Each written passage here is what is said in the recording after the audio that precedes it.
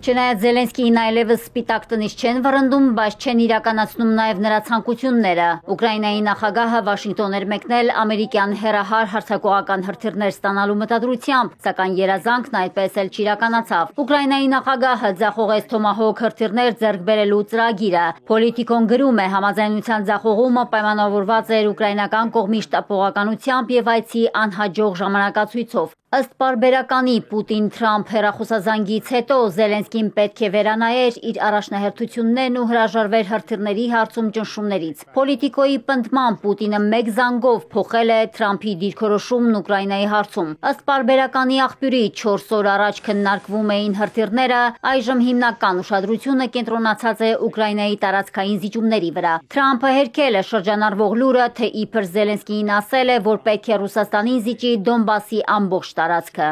Ոչ, մենք երբեք դա չենք քննարկել, միայն գիտենք, որ նրանք պետք է պատերազմը կանգնեցնեն այն գծի վրա, որտեղ հիմա են, հետո միայն ինչ-որ հարցի շուրջ պայմանավորվեն։ Ըստ Թրամփի Դոնբասի տարածքի 78%-ն արդեն Ռուսաստանի հսկողության տակ է։ Սպիտակ տան ղեկավարի պնդմամբ այժմ միակ պահանջը պատերազմն անհապաղ կանգնեցնելն է, սպանությունները դադարեցնելը։ NBC News-ին տված բացառիկ հարցազրույցում Զելենսկին հայտարարել է, որ Թրամփը մերձավոր արևելյան հակամարտության կարգավորման գործարքը պետք է կիրառի նաև Ռուսաստանի նկատմամբ ճնշում գործադրելով։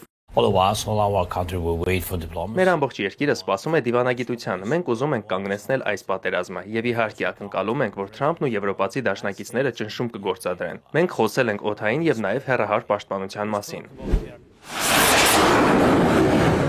Հեռահար սպառազինություն ասելով Զելենսկին նկատի ունի ամերիկյան Թոմահոք հրթիռները, որոնք խիստ անհրաժեշտ են Ուկրաինային։ Երկրի ղեկավարը գոհ է ամերիկացի պաշտոնակցից, քանի որ հրթիռների հարցը քննարկելիս Սպիտակ տան ղեկավարը ոչ չի ասել, թեպետ հավանության էլ չի արժանացրել։ Ըստ Զելենսկիի սա զգայուն թեմա է, որի լուծման համար ջանքեր են պահանջվում։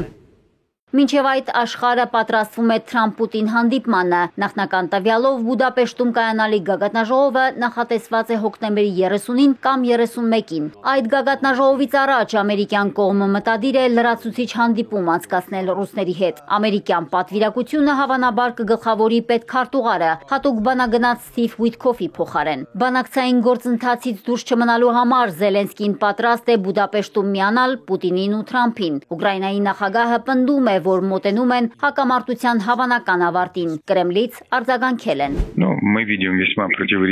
Մենք Կիևից տեսնում ենք շատ հակասական հայտարարություններ։ Սա իհարկե չի նպաստում խաղաղության գործընթացին։ Ռուսաստանի ու նախագահի դիրքորոշումը հետևողական է ու քաջ հայտնի։ Մենք շարունակում ենք շփումներն ամերիկյան կողմի հետ։ Լուրջ աշխատանք է տարվում։ Պեսկովը նշել է նաև, որ Ռուսաստանը որևէ պաշտոնական ծանուցում չի ստացել, որ Վաշինգտոնը չի մատակարարի Թոմահոք հրթիռներ Կիևին։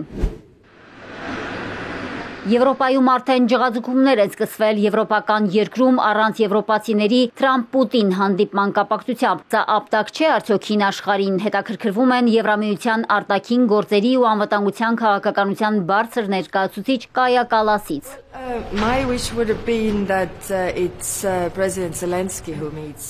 Իմ ցանկությունն է, որ Պուտինի հետ Զելենսկին հանդիպի, որովհետև փաստացի նրանք պետք է համաձայնության գան։ Ինչ վերաբերում է Բուդապեշտին, իհարկե հաճելի չէ տեսնել, թե ինչպես է եվրոպական երկիր հասնում այն անձը, որի նկատմամբ միջազգային քրեական դատարանը ձերբակալման օրդեր է տվել։ Մենք վճռական հայտարարել ենք, որ Ռուսաստանը բանակցություններ է վարում միայն ճնշումների դեպքում։ Հույս ունենք, որ նախագահ Թրամփը հենց այդպես էլ կվարվի։ Կալասն ակնկալում է, որ այս շաբաթ կհաստատվի նաև Ռուսաստանի նկատմամբ պատժամիջոցների 19-րդ փաթեթը։ Մարիկ Օստանյան, Էպիկենտրոն։